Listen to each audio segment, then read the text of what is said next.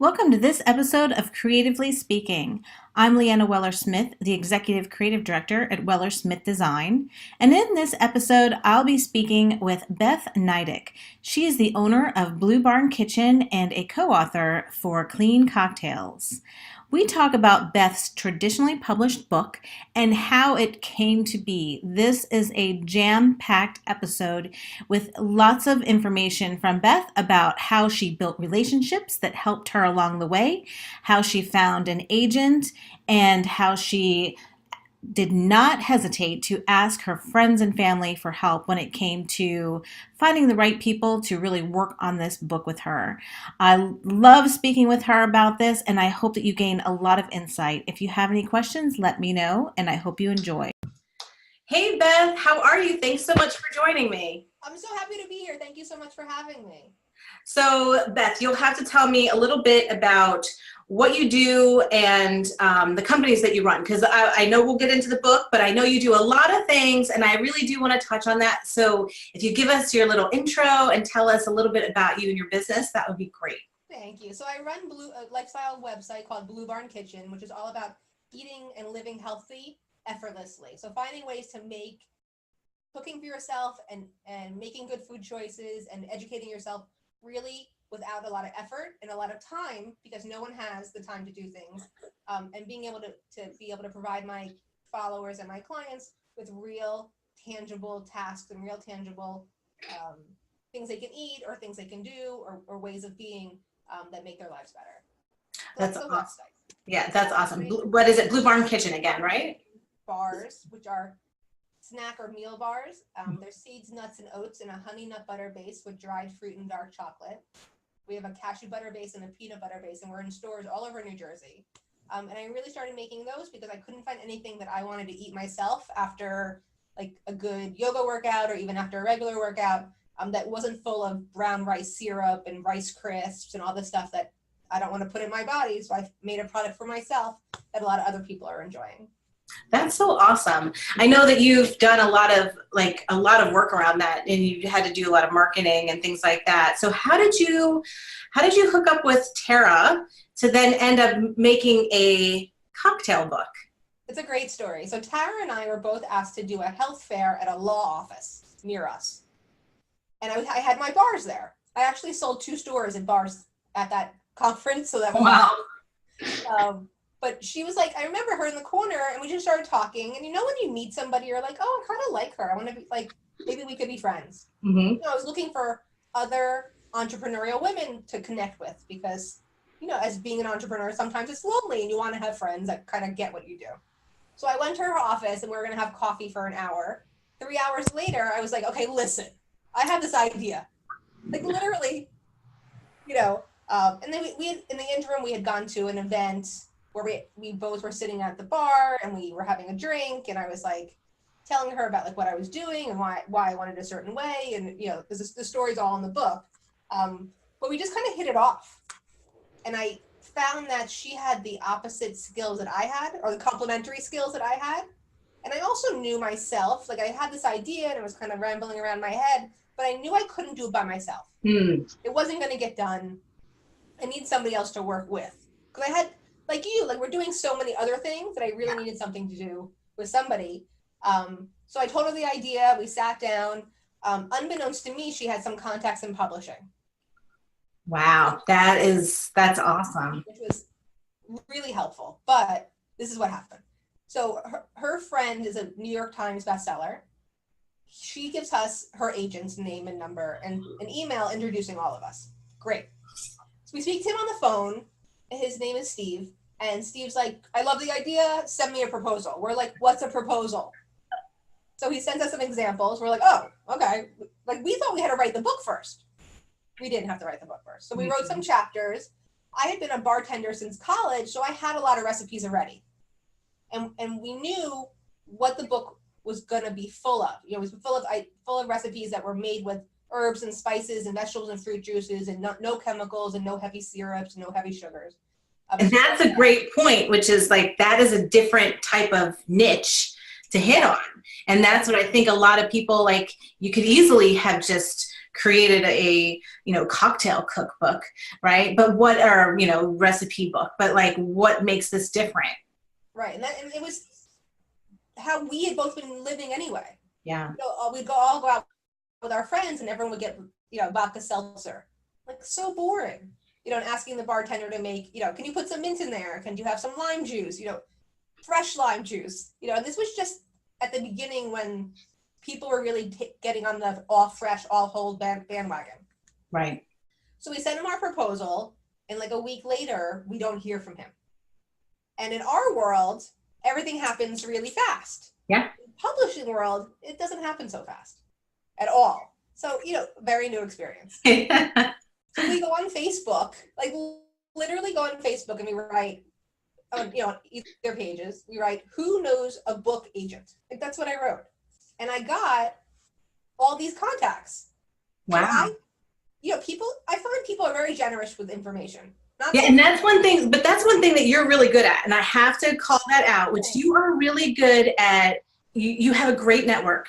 And your network really trusts you, and they, like, I know you, and I know you from like outside of this, right? And the thing is that you are a go-getter, and you aren't afraid to actually ask. Not afraid to ask. Yeah. Not afraid at all, because if you I used to tell this to my kids growing up when they were smaller, and I'd be like, when I walk into a room, I assume that everybody in the room wants to be my friend. And somebody told me that in middle school. And girls are so mean.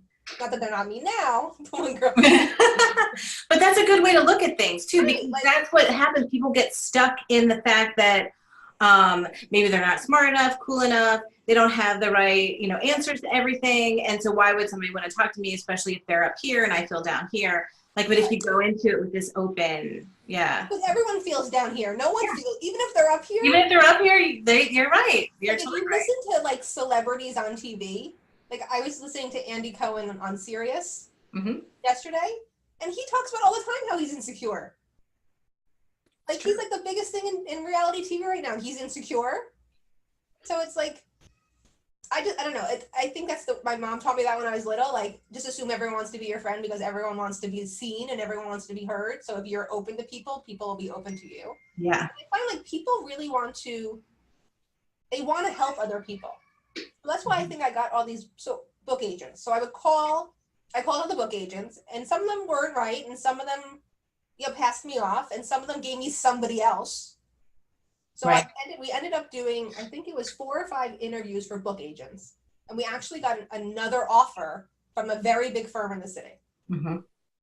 So then I went back and called Steve and literally left him a message. Hi, Steve, this is Beth. We haven't heard from you. We have another offer from this other company, but we wanted to give you last licks or last dibs or whatever I said. If you're interested, please call me back within 2 hours. Otherwise, we're signing the papers. 3 minutes later. That's like literally. You're a badass. You're a badass, Beth, because a lot of people wouldn't put all that, on the table, man. Like, but then again, you already had another offer. So I had another offer. And it was a good offer. Yeah. So and Tara and I if we had went with them, would it be different? Would we have would we gotten a deal at all? Like, right. It's taking a risk. Yeah. So he's like, no, I want you. Here's the paperwork. We had the paperwork 2 days later, and we were signed. That's it was awesome. Amazing. The hardest part really was going back and being like, sorry, we signed with somebody. We signed, like that whole. But I'm curious, like, so once you made that, what made you want to go back to him and say that? Like, do you know what I mean? Like, what about him and what made you, especially since you had another one already on the table that just was like ready to go?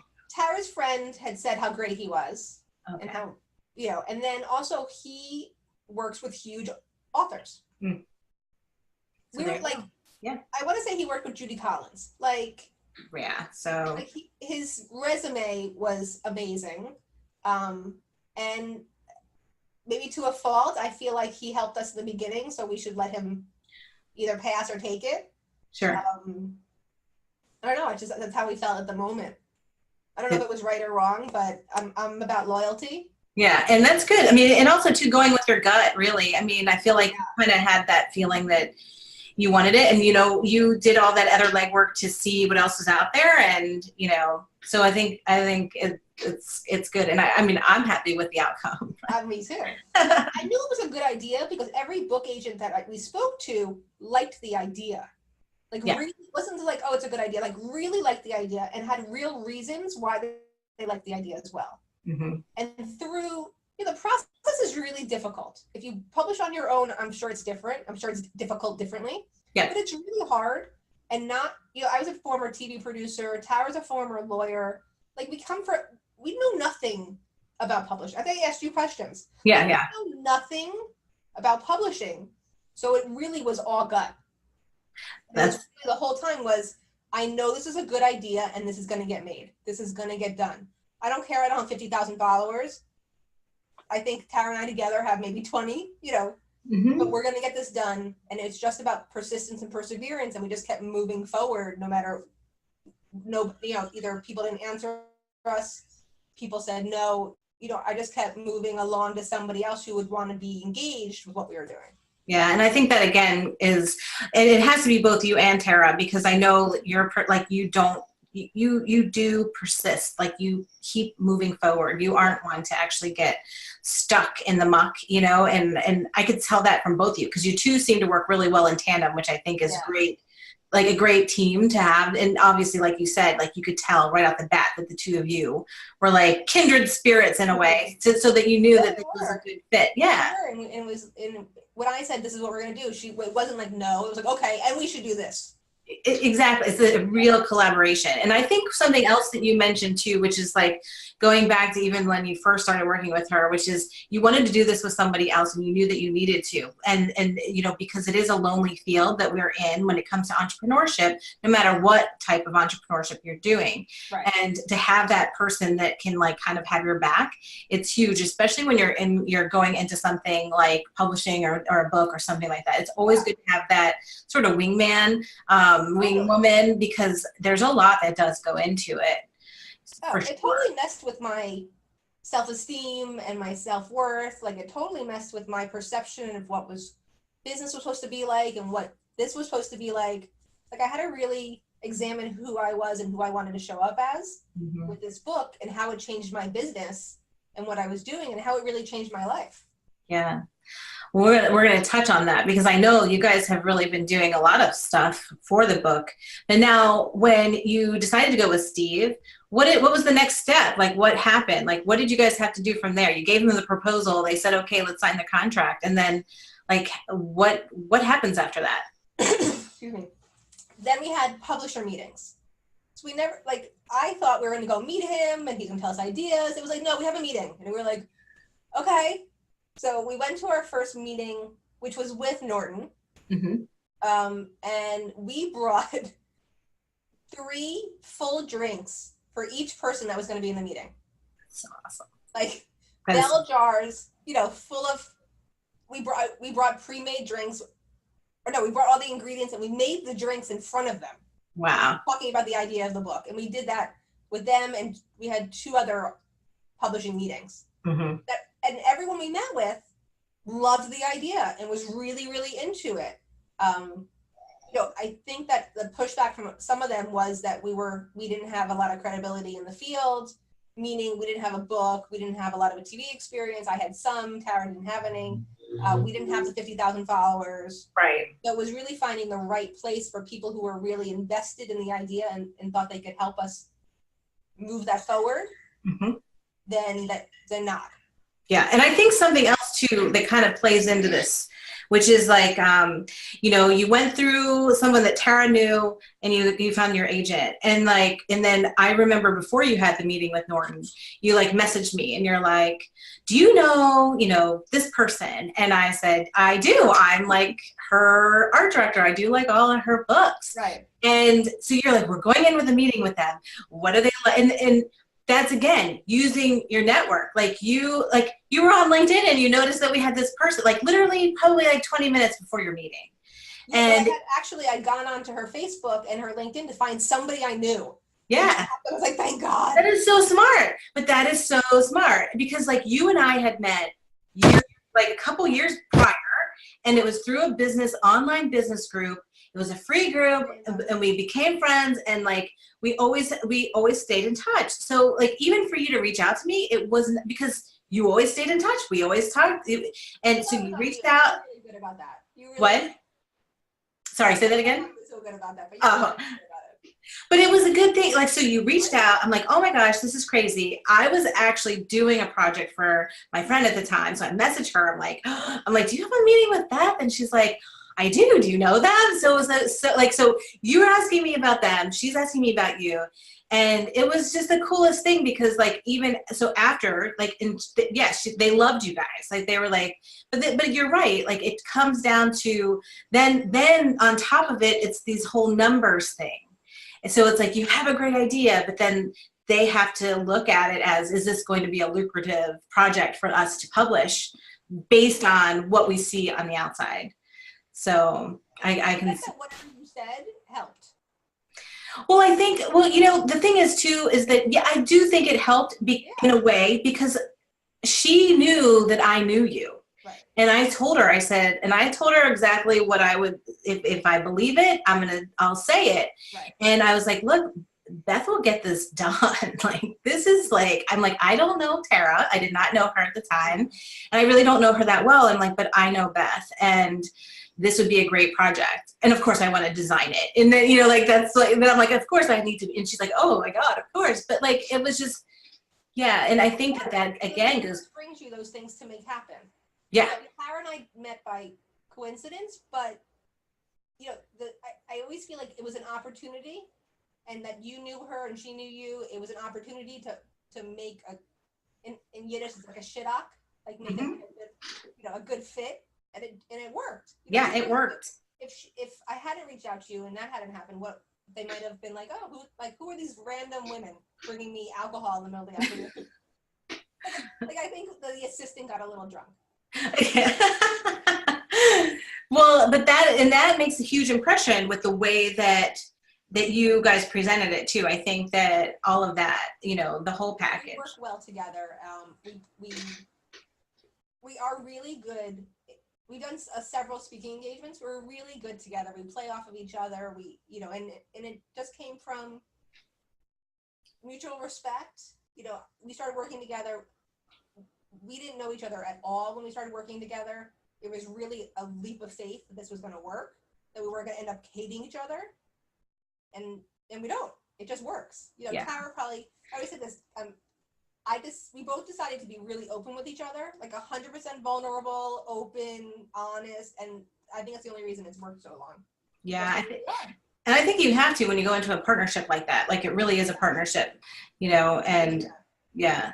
So then about like how long did it take then to actually get like an offer? I want to say we started working in July and we had the offer by December. Wow. It was really fast, but then the book was due March 1st. Wow. And I do have to say, I know, like, I've worked with that publisher, and they work on it's a quicker schedule, or sometimes they'll work like, so it's a faster schedule to get it out, like to get it organized, but then it gets done early so that then when it comes time to print, it's like already just done. Like they have a different type of schedule. Right. Otherwise we didn't want to wait another year.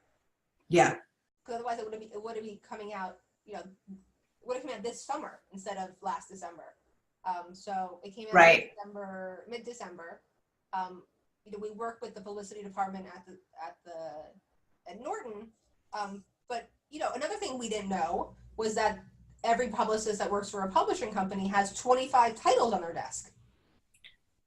It's not like you're just hiring, like, my impression of what a publicist does at a publisher isn't reality, because I remember people doing book tours and it's all through the publisher. Like now it's like, okay, good luck. We'll help you and we'll back you up. And they did do some stuff. But it's not, it's not like you have your own publicist who's invested in this one title and they have all the time in the world to help you. Yeah, and I think that like you said, that is it's a misconception. It does happen. It depends on, like you said earlier, like it depends on the person, the book. Like if it's one of their big titles, then they're going to back it. They're going to give it full on, but that's where they look at your numbers to see what kind of following you have and all of that. And who our contact, we gave them who our contacts were and entertainment and TV and online, whatever we had. And the woman that we work with in the publicity department was amazing, but it's not like she can devote 3 days of her week to me. Right. We did hire an outside publicist. But again, I went onto Facebook and I said, who knows the most amazing book publicist? And I got a couple names and we started making phone calls. And I don't have the $10,000 a month to get the amazing Rebecca Brooks to be my publicist, but I do have a couple $1,000s to maybe get somebody who used to do that and now is at home with their kids. Yeah. We had this amazing woman, Kara, who helped us do long leads, which I didn't know what that was either. I don't know what they are. The long leads is so August, September, everyone's doing their Christmas lists. And we wanted to be on Christmas lists for the book. So we had somebody help us with that. But in the meantime, Tara and I are hustling and working with our followings and posting all the time. And I'm always asking people, if you look at my Facebook page during this time, it's who knows somebody in publicity? Who knows somebody in TV? Who wants to a copy of my book? And we've had amazing people. There's this one woman who runs a blogger program, and she's like, well, give me 25 of your books and I'll give it to my people and they'll write about it. She just put it into her thing for us. That would have cost $20,000. Yeah, that's brilliant. Yeah. But she really loved us and loved the book, so helped us out. Yeah. And it goes back to that being resourceful part, right? Like you said, okay, so I can't hire this person, but I can hire this person that has this experience and might give you some ideas in how to get out there. And I think that is I think what's great to hear is that no matter whether you self-publish or you're a traditional publisher, there's going to be some things that you're probably going to have to still do if you want the return that you went into it looking for. Right. If it's that credibility, that expert status, if it's all of those things, I need to hustle and get this out there. And you guys weren't afraid of that, which is fantastic. And Tara, she lives in a town where there's a lot of creative people, and she knew the head of some radio company, and helped us with that. My friend's receptionist at her tutoring center, husband works for Z100. Wow. So I gave her a book. And I have to tell you, who's listening, I never go into it thinking it's going to work. Because that's just me, I think, because it usually does work. So I'm assuming. Yeah, well, and also too, because then it leaves no expectation, right? So you're not left feeling oh darn, that didn't work. If you're going into it with, this open mind of well, I'll just talk to them, tell them it's purely authentic. I'm just telling them what I'm doing. And if it turns into something, awesome. If not, maybe it will 6 months from now. You never know. Right. And, being about cocktails, it's unless you don't drink, who doesn't like clean cocktails? Yeah. So it's not a hard sell. If I'm talking about, I don't know, positive psychology or something, then maybe something doesn't always, I like that. So something that not everyone can buy into, or most people can buy into, but it was an easy sale. People can buy into clean cocktails. Yeah. And I mean, the way that you guys put them together was really, I think, smart, because you thought about the names of them. You thought about how you wanted to kind of organize them, display them.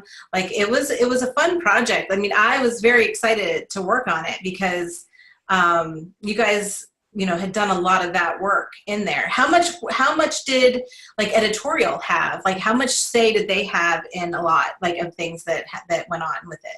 So that was one thing that surprised us also. They were okay, write a book. And we were okay.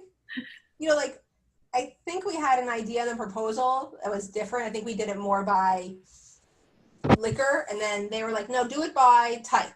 Come up with type. So after we had written it, they came back with some ideas of changing the structure. Sure. But it wasn't they never told me how many recipes either. Oh, interesting. The book's pretty thick. Yeah. right? Like I'm going to show the book. I'm going to share the book. Let me see if I don't know if it's going to record me. Wait, there we go. So maybe it'll record me if it's, I'm going to wait until the little thing turns to me. Maybe it'll turn to me, but I'm going to hold it up. There's the book. It looks pretty thick, and I think it's pretty Very comprehensive. Yeah. Yeah, like it's pretty thick, and it's all recipes. Yeah. Like there was never like this many pages, or we wanted to look like this. And even like when you took over, which I was so happy because I already trusted you and I knew how talented you were. So I knew it was going to be amazing. But if it was somebody I didn't know, I don't know how much influence I would have had or how much I would have tried to have an influence. So I think you sent us those first couple of pages and I was like, oh my God, it looks like us. Because you had the illustrations, it just felt like me. Yeah. I don't know if you can show it. Let's see if I can show it. There wasn't that much of we want you to do it this way. It was like, okay, this is your idea. You've sold us this idea. Now let me see it. Let me produce it. Oh yeah, I don't know if we'll be able to see it, but we had some little illustrations in there. Right, and I love those because they're especially the lemons. Awesome photos, and like that was the thing. Like, so this was different for me. The way that we worked on this. Now I know it's definitely recording me. Here's clean cocktails. Everyone, go buy your coffee now. The holidays are coming. Yeah. But what was interesting is you guys had a photographer. You found someone, and she ended up being great, and she was so. Yeah. I mean, she could have easily have told me to go pound sand because I was like, I remember you guys were texting me photos because I couldn't be there. It was in the winter, I believe, and it was like it was snowing or something. Yeah, and like, how do you find lemons that are? Yeah, how do you find all these? How do you find watermelon? And but it was like it was cool because you guys were texting me photos. The editor was texting me stuff. She was like, "What do you think?" And we're like on the phone. I'm like, "Let me just mark it up." And it was great because she and all three of you were fantastic because I'm like, don't do this, don't do that, do this, and don't make it look like somebody got killed on the plate, And it was like, but you guys took that direction, and what was awesome is it was such a great teamwork because once you guys had like 4 or 5 images that were all like, that's what we want, right. Do a range of these, and whatever textures and whatever's you have, and this is going to work. And because to work with. We literally were like in her living room shooting photos. Yeah, and I remember working on this with Anne and with the editor, and like we were talking about it, like we really wanted to do something different. And so we really wanted these top level photos, and those are not easy to do when it comes to drinks because what's in a drink except for liquid. But I think that, across all of them, like they turned out really good, and I loved the colors and like just the mood that was happening on some of these things. I mean, our photographer was amazing, and she was so open to us, like throwing, pieces of tomato on the plate. Like she was open to us, and we didn't. Tara and I had no, like honestly, until you said that, I had no idea because we just were like, of course they want to be involved, so they could help us figure out how to do this. We were so grateful for the direction that we could move in because we literally, a stylist is a lot of money. Yeah. Stylist. And we were like, okay, we could do it ourselves. And then after like the 4 or 5 and you guys liked them, we were like, oh, we're pretty good at this. Like we could actually do this. We could be hired out. Yeah. Because when I first started in TV, I was a PA for MTV and House of Style. That's what I did. But I wanted to be a food stylist. Oh, funny. I did, but it precedes the internet. Yeah. And I didn't know anybody. And I was like, there wasn't like an easy. I just gave up because I was like, "There's no easy way to figure this out. I'll just be a producer, whatever." Right. So I had the best time, and so did Tara, and I feel like we did a good job. Thank you for saying that. Yeah. Well, you can tell. Like, I feel like throughout the whole process, I can tell that. Like, I mean, I can tell I had fun with it, and I'm always grateful to Anne because she's really good at kind of letting me express myself when it comes to the design. Right. But it also, like you said too, which is great that I know you, and I can pull out that vibe too when it comes into it. So, but you guys were like so great, and it was, and Anne and I were like 100% comfortable, like this is good, I'm so excited. And then we let you guys just do your thing, and it turned out amazing. Like, I mean, every time I look at it, like it really did turn out stellar, and it really wouldn't have if you guys didn't put that work into it. Right, and half of it's ours, and half of it was stock. Mm-hmm. But when the publisher picked photos for the Blad, they were ours. Yes. So I was like, "That's amazing! They really like our pictures." Yeah, and that's really, and that's the thing. Like, I mean, when we do stock, it really is just to be filler. And I think and that was another thing that we really tried to make sure that what we were picking went with what because there's all sorts of stock types of stock photos, Yeah. and some are good and some are not so good. And it was I like, know that. yeah, and like the key was to find this right balance so that it felt like it was all part of the same unit. So, I Yes. mean, I had a blast working on it. So then once the book came out, I'm sure you guys went into full on hustle mode. So what did that look like for you guys? Well, we got the copies, and I did like a video in my house opening the copies, and we were so excited. And we really went right into hustle mode and planned our party. So that was important. We planned our launch party, which we had the most amazing, like literally had the most amazing launch party.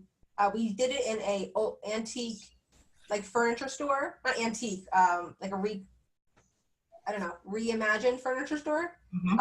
which was amazing. And I had enrolled a friend of mine who's a caterer to do all the catering. And she Again, your ingenuity of gathering those to surround you. And I should say, I saw the pictures. The place was like the perfect place. Oh, it was awesome. Like Tara's friend as a makeup woman, she did our makeup. Another friend of hers is a photographer. Another friend of mine.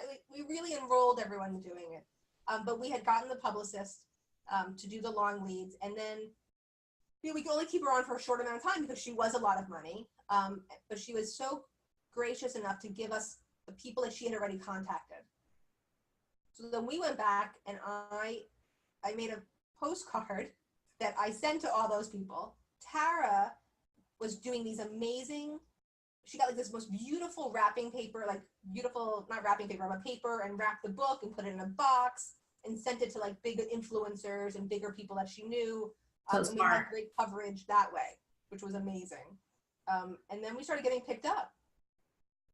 Then we got the Tory Burch and Wendy Williams through the publicist.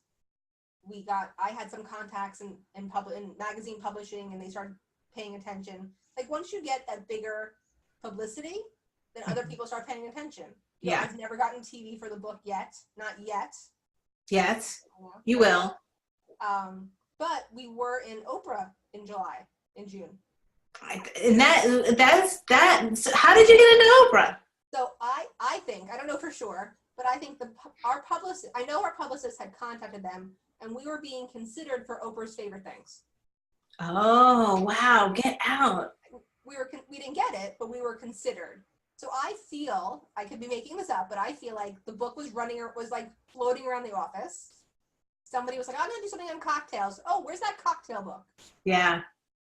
It could be so true. I mean, very, very well could have happened that way. Well, being an ex-publicist, I wasn't a publicist, I was a producer. Like I know things would lay on my desk and I'd be like, oh, I need to do that. Oh, it's there. Like, but I think we got Better Homes and Gardens. Like a lot of it came from having the publicist make that first introduction. I don't know how much my extra did. I know that Tara sending out those books to influencers definitely helped. Yeah. Because they did stories on us, or they did Instagram on us. I had some people do Snapchat and Instagram for me. So it was really enrolling all the people that we had in the media to do it, to cover it. And everyone was like, okay. Like, you're so surprised. People are like, no problem. You're like, really? They're like, it's a great idea. You're sort of whatever. I don't think you understand how people see you, especially when you have a book that's so personal and so big. I just felt like it was like this big project that I was doing. Yeah. And it just kind of worked that way. But like you said, like there's I should have 50,000 followers before I start doing this. Well, I could have bought the 50,000 followers. Yeah, right. And what would that have yeah, exactly. You would have been. That's not what I wanted to do. I wanted to be organic, and I wanted to be me. Like I've gotten the opportunity to talk, to do some keynote speaking engagements. We've done some talks in some bookstores. I have an event coming up. I work with a beverage company. I'm doing a talk for them. I'm actually going to be the guest judge at a cocktail competition. Wow.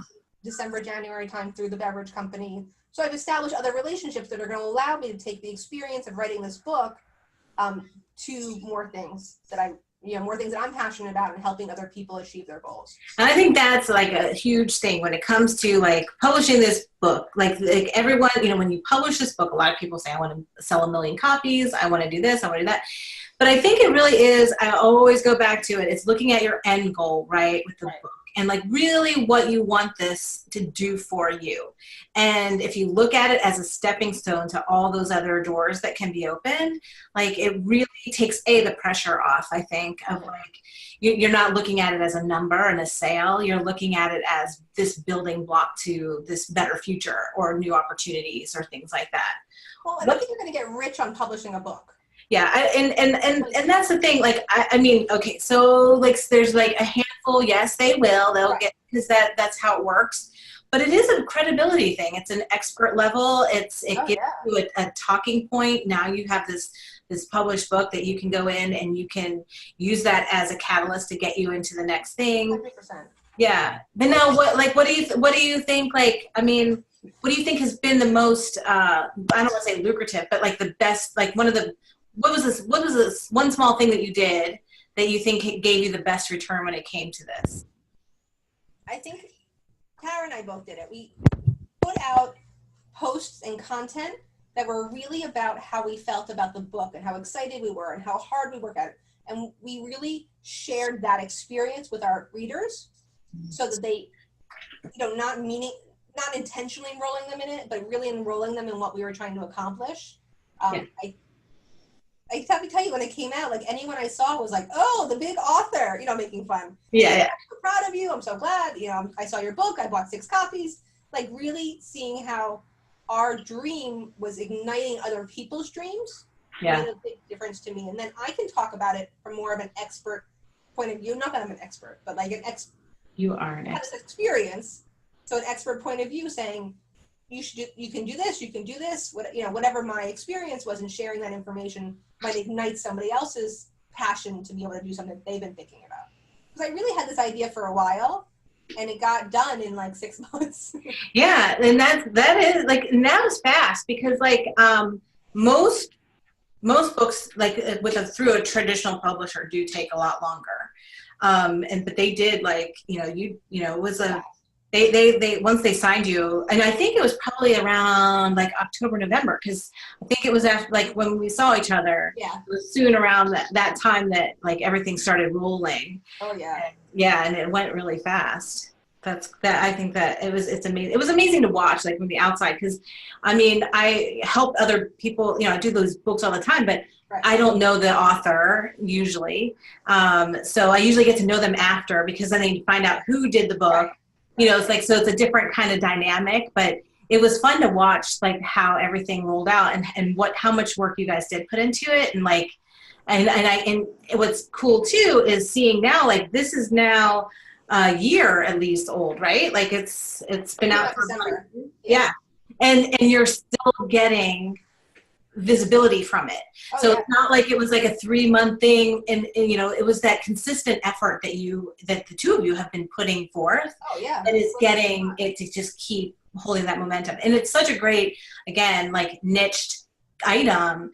Timeless. And it's so timeless. And that's what when we designed it, we wanted it to be like, we didn't want it to be kitschy. We didn't want it to be like this thing that would be like top of the, with this trends, it's trendy now, but gone tomorrow. Like we wanted it to like really hold its time. So that we worked on that for sure. So you'll have to tell me, looking back, is there anything that you would change about the process that you went through, or that you would have just thought about differently? Well, we have discussed like, what if we had gone with the other publicist, my other book author? She was lower in stature. Mm-hmm. That we had a great time. Steve was awesome, but it's a thought, like what would she have brought to the table that maybe he didn't? I think we might have asked more questions. I feel like we didn't know what questions to ask. Yeah. Because we just didn't know enough. I would never give up Tara, and the experience that we had together and the partnership that we've grown together is, I'll hopefully have for the rest of my life, because it's been so not only valuable of being able to, for the book and everything else, but personally valuable as well in the context that, that you and I have. I used to think that like companies or women, like I'm sure you've met women too. It's like, I met this woman who has a candy company, and Bobby Brown put her in her fashion show 15 years ago. But I saw her at an event, and she was talking about Bobby Brown like it happened yesterday. And I was like, that's kind of weird. But I have to tell you that I would be as featured in Oprah magazine for the rest of my life. Yeah. Yep.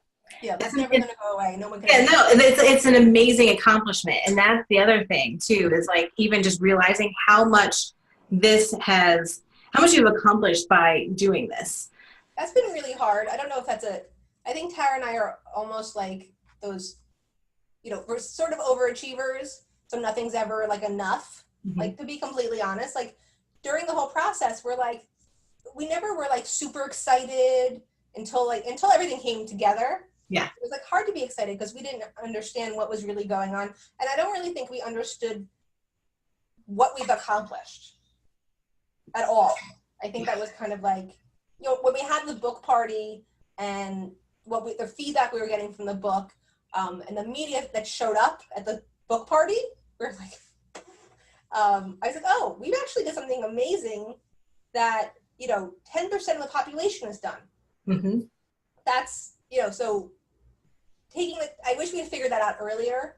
So that you could almost like experience the joy of, well, and that's the other thing, that is an interesting thing because,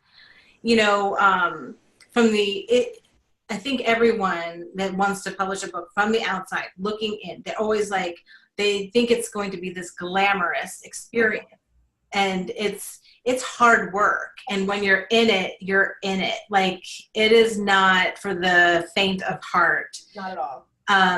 And the thing is that it's the same when it goes to self-publishing or traditional publishing. And so that's where, like, I've been talking a lot more with people about, like, they really do parallel each other in a sense of how much work goes into these things.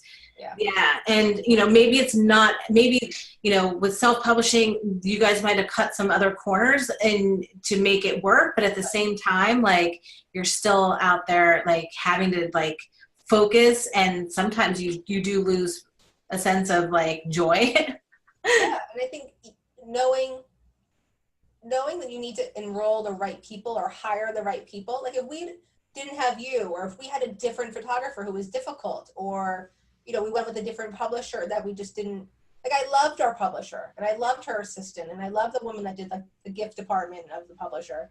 Like, they were really so excited about the book and the idea.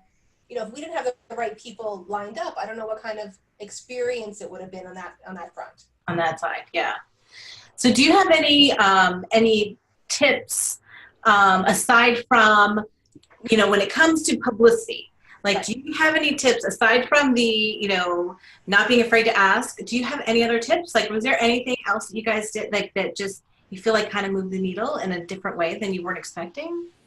Well, the consistency was really important. The clarity of what we were posting, and the strategy, like a real strategy we had for posting. And not like it really comes to not being afraid of putting it out there. I would post it on Facebook groups that I'm in that maybe I shouldn't have, or maybe they were like, oh, you can't post that here. I'd be like, okay, sorry. Yeah. thought I could get it through.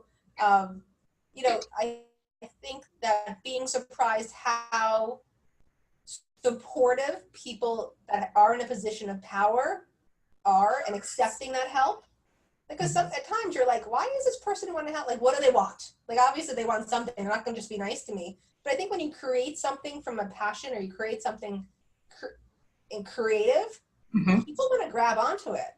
And, and they want to help you, and they want to prop you up. I think we're so used to people telling us online how we suck, or we're not this, or we're not that. Like, we're not thin enough, pretty enough, our hair's not long enough, like whatever it is. And then you get into creating something, and everyone wants to help you. You have to be okay with that. And be you have to. You do have to accept it. Like, it is it's a hard. Sometimes it can be a hard thing. Like you said, what do they want from me from this? Right, and nobody wanted anything but to maybe get a free book. Yeah. They wanted to, like. People make a joke all the time. They're like, "Oh, are you bringing cocktails?" I'm like, "No, I'm not bringing cocktails." You want me to bring cocktails? You know, like I would show up at Thanksgiving. They're like, oh, what cocktail did you make? I was like, I made the turkey. Cocktail. Sorry. That is so funny.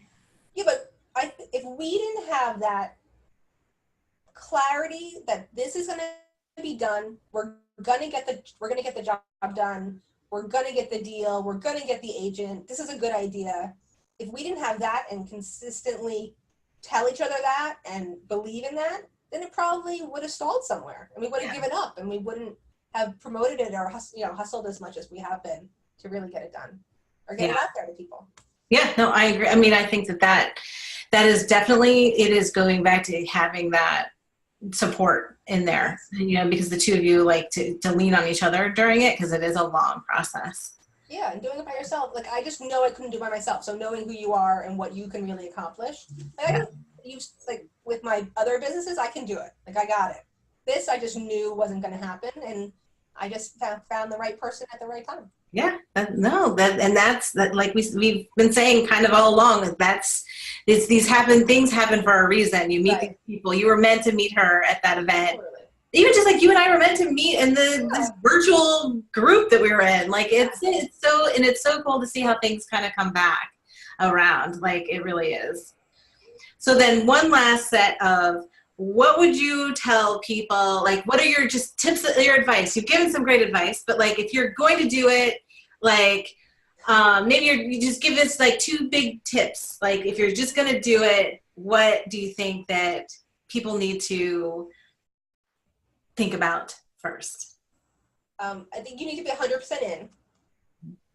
Like no doubt that this is going to happen and this is going to work and this is a great idea, whatever. And then having the persistence and the perseverance behind it. No one can stop you but you. I love that. It's so true. So right, it's so true. Well, Beth, I am so thankful to have had you on here.